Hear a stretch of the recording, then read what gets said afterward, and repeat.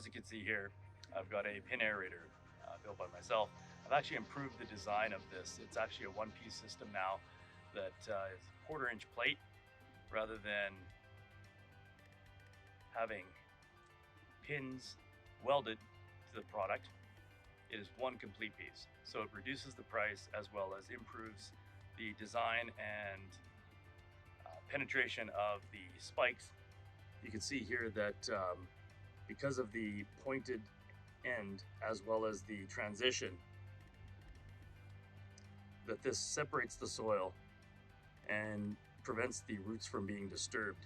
So this then allows the aeration to be performed without destroying the roots or the grass. Now, a lot of you might say, well, you gotta aerate. That's the only way. I mean, I don't know, it's pretty incredulous, but whatever, to each his own. My system and my thinking is that because of this pin aeration, when the grass is actually picking up and actually doing fairly well, mind you, this is under some spruce trees, you don't want to disrupt the root system, especially mid-season. You want to aerate, which is going to allow the nutrients, the oxygen, and also loosen up the soil that becomes compacted from rainfall, not actually walking on the lawn. I mean, I don't walk on my lawn only other than to mow it. So in reality, there's nobody walking on the lawn. There's no vehicles driving on the lawn, things like that. Like, this is slicing into the lawn. It's separating the soil. Chipmunks, people mowing their lawn. I inspire people. I get it. Incredulous, in the comments, let me know what weightlifter used that word. That's a good one. Anyways, aside from mowing the lawn and going to work, and well, this is my work, and going to the gym, I got nothing else going on, which is pretty awesome.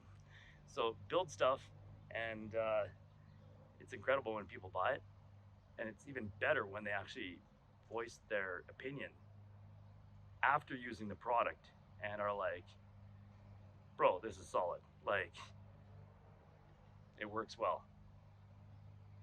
I mean, even a lady in Norway is like, she went out of her way to post on multiple posts, like places or platforms. It was Facebook, I think Reddit, and I think my own YouTube channel. I'm like, wow, that's that kind of says something. And that was on the Core Aerator. Now, this is the spike aerator. You can see here that simple attachment. 3 washers are used in the back there for spacing.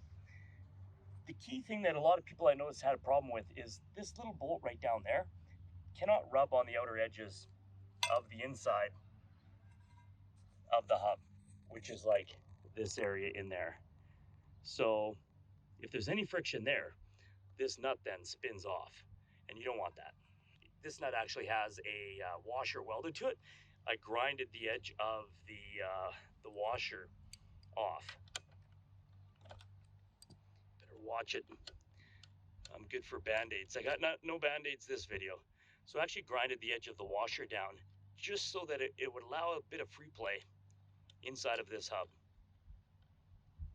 Simple angle grinder.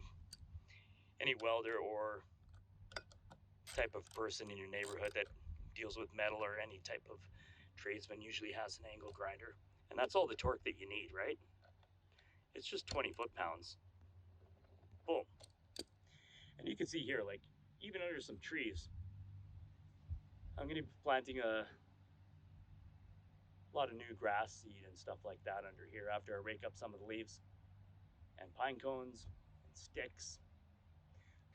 Now, so once again, you can see here that there's the hub. Those are the internals. It is set back a ways, and that prevents the wheel from actually hitting the shroud. This offset is intentional to allow clearance around the shroud. Check out greenscott.ca.